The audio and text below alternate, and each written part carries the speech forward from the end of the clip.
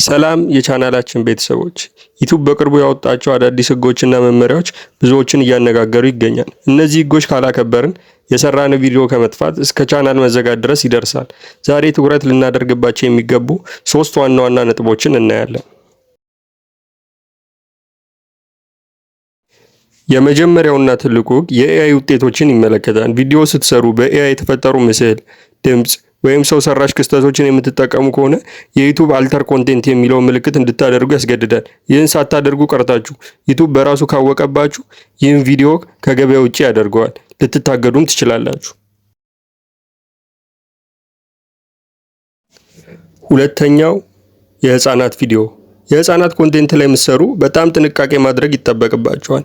ተገቢ ያልሆኑ ቪዲዮዎችን የህፃናት ኮንቴንት ላይ የምትጨምሩ ከሆነ ዩቲዩብ ሊያግዳችሁ ይችላል። በተጨማሪም ኮሜንት ላይ ብዙ ጥንቃቄዎችን አድርጉ። ኮሜንትን ዩቲዩብ በጣም ይቆጣጠራል።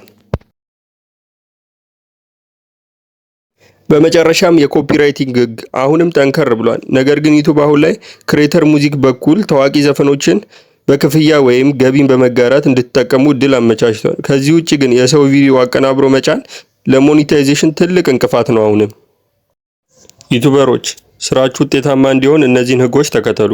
የትኛው ህግ ይበልጥ ግልጽ አልሆነላችሁም? ኮሜንት ላይ ጻፉልኝ፣ በዝርዝር እንወያይበታለን። ለቻናላችን አዲስ ከሆናችሁ ሰብስክራይብ በማድረግ ቤተሰብ ይሁኑ። ሀገራችንን ሰላም ያርግልን።